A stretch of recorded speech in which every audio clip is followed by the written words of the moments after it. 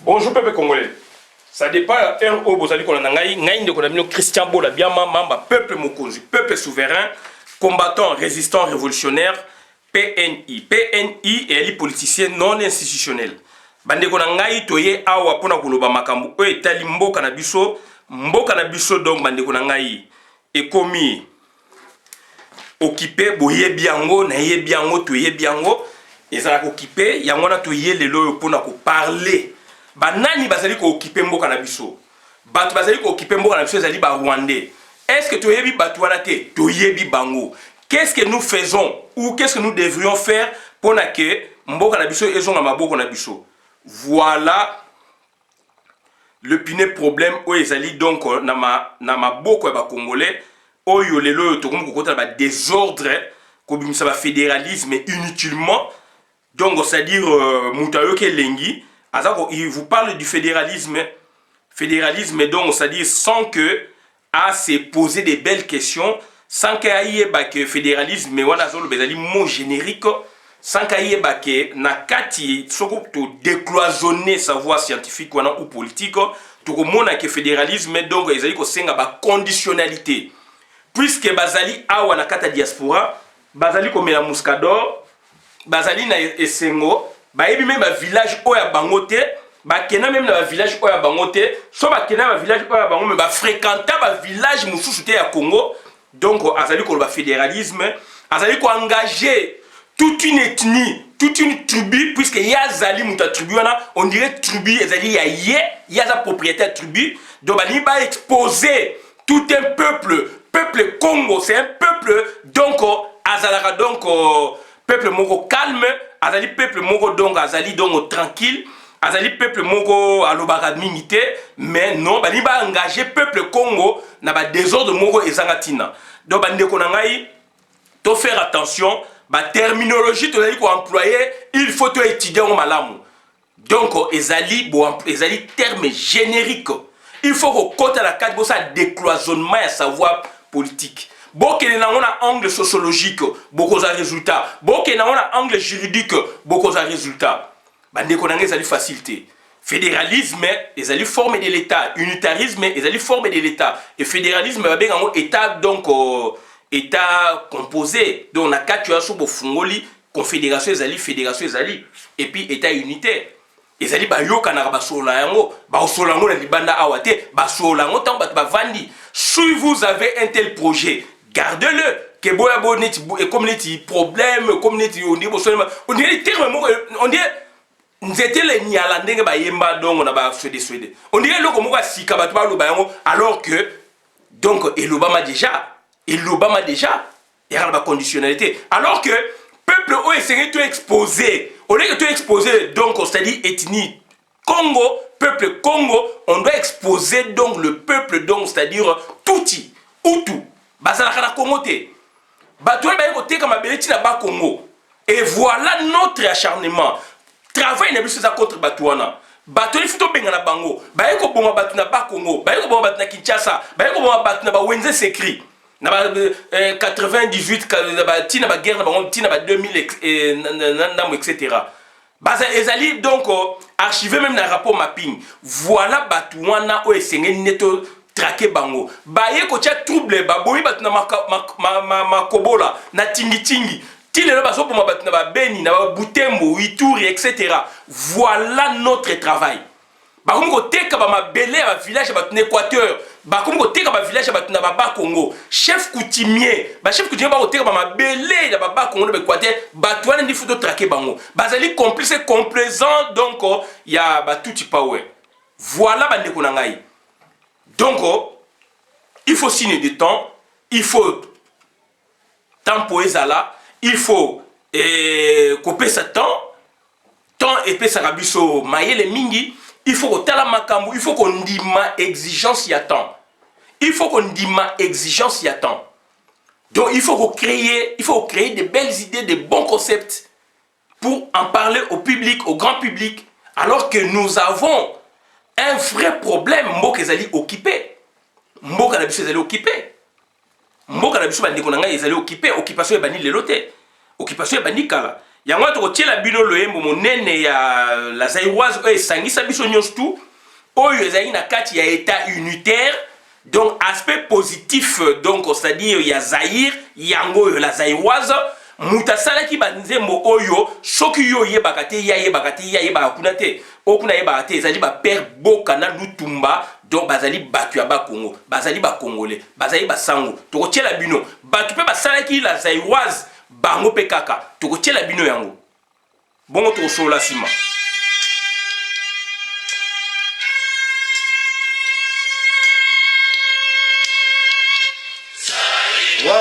Dans la paix retrouvée, peuple uni, nous sommes les Zaïrois.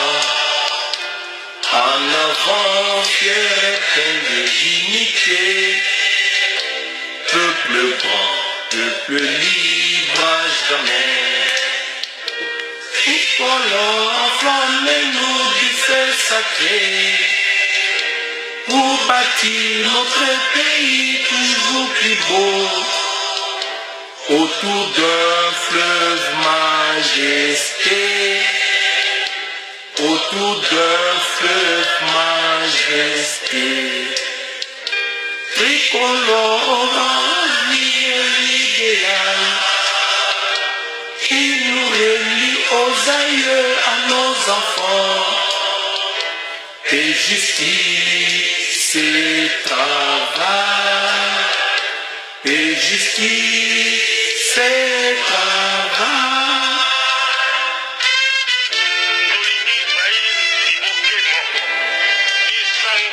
Moko, moko, moko, moko, et retrouver, peuple uni. Nous sommes Zaïrois, en avant, fiers et pleins de dignité, peuple grand, peuple libre à jamais. Tricolore, la revue se fait, pour bâtir notre pays toujours plus beau, autour d'un fleuve. Autour d'un fleuve majesté,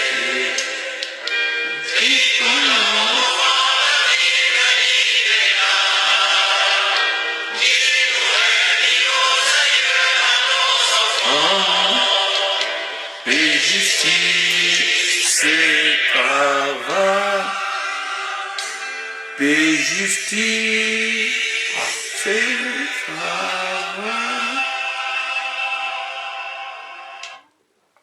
Bandeko na ngai donc ezali esengo mingi même temps tozali na stade tango léopard ezali ko beta nzembo soko ezali ko beta bandeko na ngai batie dialelo no batie yango après dialelo kumbanzi langale donc ezali ko pesa biso ba frisson tozali ko lakisa ke tozali uni et tozali ko tala équipe nationale ezali wana kakoko azali kotoyo kidumu azali kotoyo ou kibonge ndaya azali kotoyo bwanga kazadi banani donc bomo na kido bozalinde bokei affrontement bandeko na ngai naza ko senga na bato belé totika ba aventure boyebi Congo te ngape na yebi na Congo te pasteur ekofo aloba yango bozolo ba to sangana me to yebani te.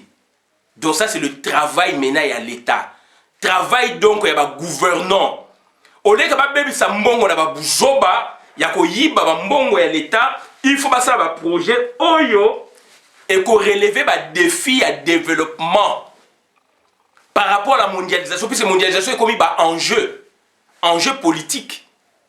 Tu vois, c'est bino donc bad azako linga sala pont ba ko jeter entre Bangui Zongo projet zali ko kene route rail donc Bondo donc côté Kwate Bondo na Kisangani na Ozaï et yé na Kisangani ko un grand carrefour.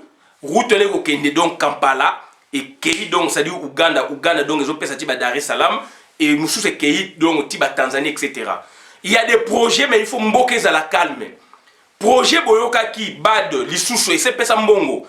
Il faut jeter pont entre Bissona Congo Brazzaville route rail ezali ba route d'intégration sous-régionale. Route wana ko mema bino tina ba Gabon et Kei Cameroun et Kei. Cameroun au mati pe au Keiti donc ba mboka likolo kuna. Donc au Québec côté Centrafrique pe ba mboka likolo donc ko relier Afrique de l'Est ou Zongo Afrique de l'Est, Afrique centrale, voilà, Afrique donc Congo Brazza, Afrique centrale et Kei na ba Afrique mususu.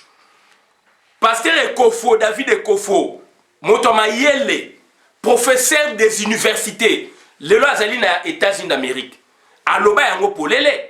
Alobi batamboli bakene somemo na bakenya kuna, baza ko sabango mituka do ba route ezali bien. So komika kati na frontière Congo, mituka eko ko tambola te. GPS eko ko fonctionner te. Le loi GPS ezali à travers le monde. Mais na Congo pour ne tambola za moi passe. Car la chose de Kinshasa, na ba mboka na ba ville mususu na Kinshasa ba commune mususu ezali te. Bandi ko na to faire attention. Diaspora zali mutu ko azali ko même intelligence na mboka, diaspora zali mutu ya bwania. Oyebi na mboka oyo ya yote. Ya mama na yo yebi yango te, ya tata na yo yebi yango te, mais oza ko yela biso ba projet ya fédéralisme. Est-ce que au préparer batu? Fédéralisme, si vous préparez un thé et même mboka na chaos, vous allez exposer donc batu. Vous exposer tout un peuple. Alors peuple Congo, peuple pacifique. Arrêtez avec ça. Arrêtez avec vos fantasmes donc politiques. Il faut arrêter avec ça. Oyebi même Équateur, oyebi même Bandundu, oyebi même Kasaï. Inversement, on a cassé les gens Bandundu bien té, ayebi ba Congo bien té. Mais bon, ça donc arrêtez. Arrêtez tout qui va comme na souka. Il faut ignorer la force, bandeko nangai.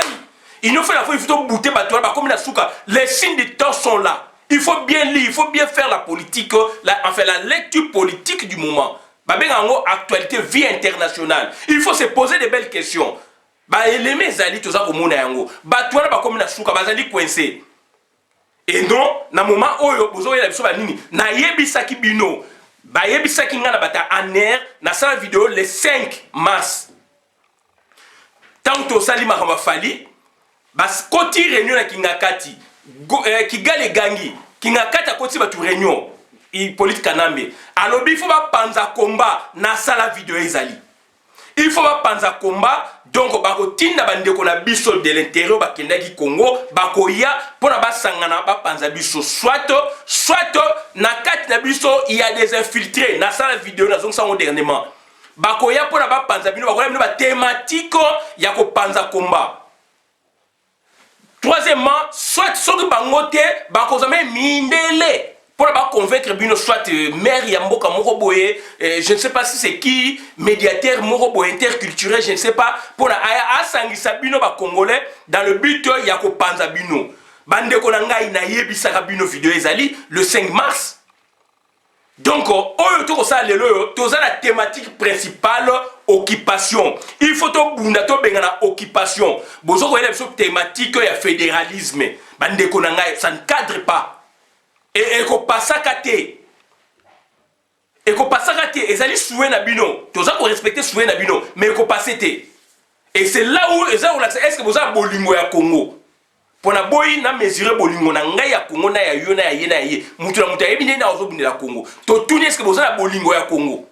Na ba thématique bozo ko luka. Na recherche scientifique baloba boye. So ozo sa recherche na cadre méthode ou méthodologie. Et loko zakanango ozo konsanke yango vraiment il faut la distance. Il faut la distance zala rationnelle. Se poser de belles questions comme mona ke biloko wana donc eza bien té. Pour se poser de belles questions donc oko sala ba recherche. Oko mona ke biloko wana eza bien té. Oko mona ke biloko wana eza bien té. Ba pays oyo ba kendaki brutalement na fédéralisme les loyo bazara ba problème so okei donc na Nigeria bango donc fédéralisme bango c'est beaucoup plus linguistique et ça beaucoup plus basé sur ba langue ba ethnie ba nini ethno et bato ba kena Nigeria ba ke et koloboine oyo ba kota na kolo so ba koti ya ba problème so ba koti ba problème na Biafra il y a une génération disparue Bah, Ibo, bah, il y a problème, puisque bah, on a bimisaka donc sécession. Bah, il faut arrêter. Il faut arrêter. N'a pas fantasme, mais non. On a connu deux grandes sécessions dans le Congo. Kassa et Kendaki, Katang et Kendaki.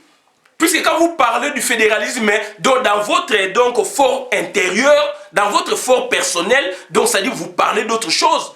Vous visez la sécession sans que peut-être les gens non. Et ce que vous faites là, c'est la sécession sociale. Heureusement, bah Congo va tel mille kamwana. Heureusement, bah vrai ne Congo. Enfin, bah Congo va tel mille kamwana. Bah Congo va tel mille kamwana. Toute la temporalité nini. Nous parlons donc de la République démocratique du Congo, ici donc, et où les hommes Occitanie, à Congo belge, et il y a 9 provinces à Belgique, et où donc on a été indépendant du Congo. Toujours parler de royaume de l'Empire, tu arrêtez quand même. On a des Angola, royaume Congo, capitaine d'Angola dans base Congo. Bisobo tout le tout bazar en Angola. Angolais, on va bénir Mozombo, Mosolongo, donc, oh, ya ex-royaume Congo, Nakati Angola.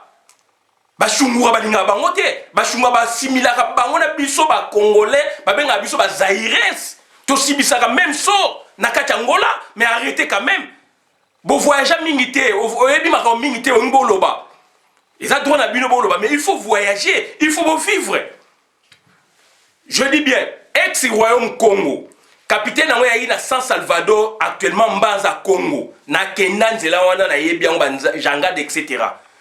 Ba Congo o ezalaki ndamu ya royaume Congo etikala na Angola. Batu wana peut-être ça a évolué. Bazaki na vrai problème.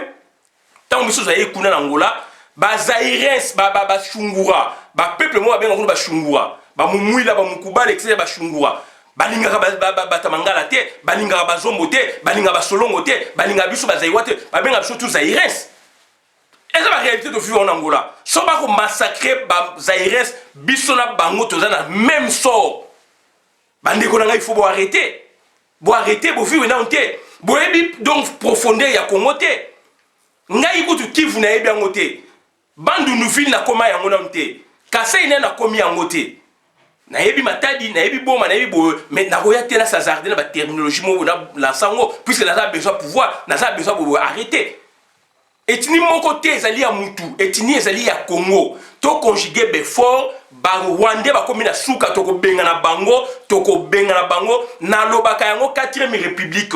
4e république c'est bima me ba frena yango. Réaction bozo sala puisque donc gouvernance ces amabe, ça c'est sûr. Biso pe réaction donc ça puisque toza mutu moto bundaka ensemble, réaction donc ça dit gouvernance ces amabe. Bande konanga donc ça dire constitution lobe ko zala donc ko changer. Ou bien bah réviser constitution biso la bino so nzama pesi biso temps to réviser constitution forme de l'état na Congo ba evitaka état unitaire état fédéral na 60 et puis na 2006 puisque jusque là Congo n'a connu que 3 constitutions ou 4 loi fondamentale ça fait partie de la constitution loi donc constitution Lulabou constitution 67 mais oui à travailler dans constitution 67 avec plusieurs révisions et puis constitution le 18 février 2006. 4. Donc 4 constitutions là, donc c'est-à-dire yangwana o régissait Congo. Donc lobby oyo et prôné qui donc état indivisible ezali il y a 60 loi fondamentale puisque outaki na royaume. Roi fondamental ça roi ya peuple, il y a l'état par rapport il y a loi, il y a royaume, il y a parti au roi Vandi. Donc, loi fondamentale, 67, baké nango pe indivisible. Baké nango na sens wana. Oya Mobutu 64, 67 Mobutu abi état unitaire clair. Tout le monde a une fonctionner na ba erreur o ezalaki. Tout le monde a sous état indivisible. Donc ça dit on évite quoi? On évite le fédéralisme.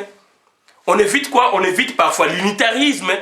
Mais seul Mobutu a yebaki puisqu'il élève, disciple et à Lumumba a appliqué qui va concept va travailler dans maître naé. État unité tout monaki et ça c'est peuple. Pour te déchirer, na 60 65 tu as qui déchirer. Mobutu a refondre état unitaire, à concentrer pouvoir. Il fallait déconcentrer pouvoir mais il y a concentrer dans le centre. Il y a ça et puis qu'est-ce des péréquations, il y a un retour, il y a une richesse, il y a une province vers la ville ce qu'il faut répartir pour créer équilibre donc économique dans Mboka. Par rapport à la province de la richesse, la province de et ça aussi va donner ancienne. Actuellement, la province mine ba richesse et mon année, ça la kanango banda mais avec la carte à 1 milliard politique au ba minde ba comme nango ko ba bimisi ba richesse nyos tout ezali avec une exploitation rationnelle makambo ko changer. Voilà bande ko ngai autre ya ko bisabino ngwana to suki awa bona na vidéo malam na compte communauté. Donc tozana ennemi moko biso na bino ezali ba Rwandais ba tuti. Bazali pas plus de 3000. Biso tozali plus de 15 millions à Kinshasa. Surtout Tongo qui to benga na bango na Gombe. Tande ba confiner Gombe. Tande ba sali na Gombe puisque ba tie ba Rwandais kuna. Donc voilà, bazali ko banga nani biso et biso des photos ça uni. To tika ba thématique oyo ko diviser bato. Donc c'est-à-dire mutu sori aux leader. Et ça dit donc leadership va forcer à monter. Leadership va forcer à monter. Leadership va forcer à monter. Leader peut avoir une information. Un leader c'est quelqu'un qui a des informations. Il y a des gens qui mènent des troupes. Donc ce que vous avez sens mususu leader va forcer à monter. Chance na mukili ezalaka mutu na mutaza na chance na ye. Mutu même ata tangité a gotonga immeuble. Yo za ba doctorat tu ne parviens même pas à le faire. Et ça m'a vie pour gagner vie. Pour gagner vie, il faut pour gagner pour yeba ke o bon sa vie na yo o luka o se rechercher. Et ça même la nature humaine. Pour linga moi s'il faut un docteur en droit, c'est réflexe mon naturel. Donc linga po bon sa vie na yo ça peut bloquer mon naturel. Docteur en droit professeur universitaire rose na mbongo belepé lem super vie na epesa désordre. Muto patani mingité vie na lem na ordre na nambo ya za ko joie. Et richesse na biso ezali bazo ko sakana ça c'est vrai. To sangana to buna ensemble donc ça dit ba idée o mutaza nango ezali ba droit na ye mais to respecter aussi ba droit ya bato. Et ni mon côté ba embrigader yango ba joie comme ya personnel puisque mutaza ba intérêt na privé. To arrêter biloko wana. Tu arrêter qu'on influencer ba ethnie na biso ba tribu na biso peuple Congo na ko baza peuple mo pacifique depuis toujours arrêter qu'on manipuler peuple Congo ezali ya yote ethnie Congo ezali ya yote ezali ya république ethnie Congo ezali ya yote ezali ya république fédéralisme oui so bolingi fédéralisme bo zela makambe koma on va en parler ba discuter ngo na Congo ba discuter libanda te ba discuter na Congo na libanda te. Il faut arrêter. Tu as là, makamusu beaucoup de ça bloquer, surtout arrêter. Bah discuter on a kata mboka. Bon ça la projet na bino ne bolingi, n'énerve personne. Bon continuer la projet na bino ceux qui vont moniquer et qu'on convaincre bah n'énerve personne. Mais na les si bino obo ça ezali ethno tribalisme donc ethno fédéralisme ethno état ethno. Et ça va mot générique. Il faut bien étudier ça et ça va mot générique. Et ça, mais non, toi arrêtez. Ça, c'est diviser tout un peuple uni. Et tout ça, même sort, l'hymne national, toi arrêtez. Sort na bisot et zali scellé. Il faut tout conjuguer fort. Toi, bengana bato, ko imposer biso système mususu, ya vie. Bato ko imposer biso économie mususu, ya vie. Bato ko imposer biso modèle mususu, ya vie. Bato il faut to bengana bango. To ko bengana bango na yo, na ye, na ngai na biso nyoso. Voilà bandi konanga ona yeka ko sabina ngwana na suki awa bon na vidéo malam na compte communauté ngai Christian Bola Biama membre ya peuple mokonzi peuple souverain combattant résistant révolutionnaire PNI est un politicien non institutionnel. Donc c'est-à-dire biso la peuple mokonzi ba buzo bana tozalité. Toko lingaka pe yangote. Biso c'est l'unité nationale. Jusqu'à ce que mboka na biso ko kangolama nde soki discussion zali ba débat politique to boité. Mais à l'extérieur, on est unis. Congo est malade. Congo est malade. Congo est malade. On a besoin de bras. On a besoin de bras et de cerveau. De tout le monde. On a besoin de tout le monde. On a besoin de tout le monde. Puisque l'on yo so mona ko yebengo, lemso yebengo malamuté. Muto yo so ko ignorer que y a tangité kolekayo, lemso y a un raisonnement qui toko maïla qui toko. Apport n'est considérable kolekayo. Il faut tout arrêter quand même. On a dit avec cœur, avec douleur, je n'accepterai jamais ma tentative où ils ont la diaspora ya buzoba na kondima yangote. Puisque énergie to tiers to boyi, tout le monde va se servir comme l'air tremplin, va dévier. basala eloko ya bango il fallait basala ngo plus tôt 10 ans plus tôt là peut-être bango basala raison le là beaucoup se servir na combattre pour bo dévier masse moko boye peut-être baza ko ignorer ba concept baza ko ignorer ba contexte baza ko ignorer ma mebele alors bazali donc manipuler na batu oyo baza ba mission moko non élucidé baza ba mission moko caché peut-être non élucidé je ne sais pas par rapport à leur conviction mais nous aussi nous vous regardons nous voyons ce que vous faites vous êtes à côté s'il vous plaît vous êtes à côté donc on a un message nazali koloba donc to sangana to bouté ennemi dehors ennemi na biso ayebani ennemi na biso ayebani azali tuti azali utu azali rwandais muto amemaka bango pe aloba yango agression donc rwando burundo ougandaise batu wana trois pays wana le autre baksana Tanzanie donc arrêtez tous à la caméra tous se réconcilier na ba esprit na biso tous se réconcilier na ba vision na biso total la liboso total à Liboso. Donc, tout le monde a politique, mais on change de stratégie, c'est tout. Merci.